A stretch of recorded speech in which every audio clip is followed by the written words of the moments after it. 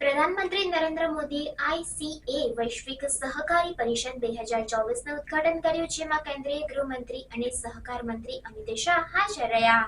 ભારતના પ્રધાનમંત્રી નરેન્દ્ર મોદીએ નવી દિલ્હીના ભારત મંડપમમાં ICA વૈશ્વિક સહકારી પરિષદ 2024નું ઉદ્ઘાટન કર્યું।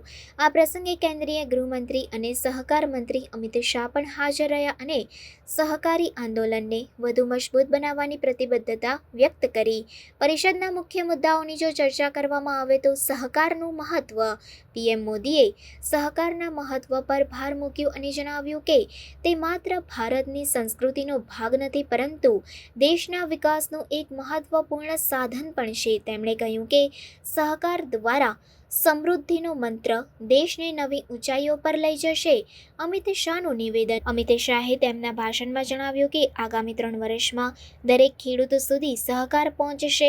તેમણે જણાવ્યું કે 2 લાખ નવી પ્રાથમિક કૃષિ ઋણ સમિતિઓ એટલે કે PACSની સ્થાપના કરવામાં આવશે, જેના દ્વારા દરેક ગામ પંચાયતમાં એક સહકારી સમિતિ હશે।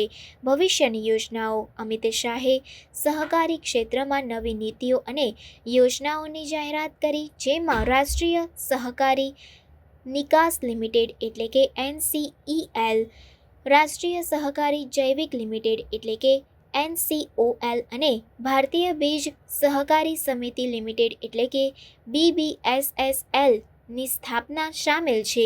આ સંસ્થાઓનો ઉદ્દેશ્ય ખેડૂતોને ઘરેલું અને વૈશ્વિક બજારો સુધી પહોંચાડવાનો છે।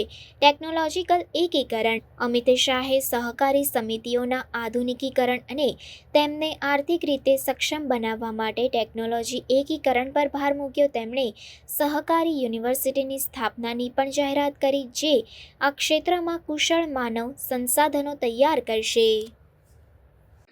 सहकारिता आंदोलन का एक प्रकार से पूरा पुनर्गठन हुआ है और नया जोश भरने का काम हुआ है।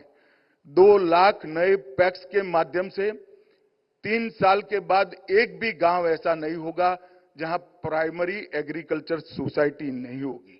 इतना ही नहीं, पैक्स को आधुनिक बनाना, टेक्नोलॉजी से लैस करना और आर्थिक रूप से वायबल बनाने के लिए भी ढेर सारे फैसले हुए हैं और 3 नई सहकारिता की कोऑपरेटिव राष्ट्रीय स्तर पर बनाई है, जिससे भारत का किसान न केवल देश, दुनिया भर के बाजार तक अपनी रीच को बढ़ाएगा।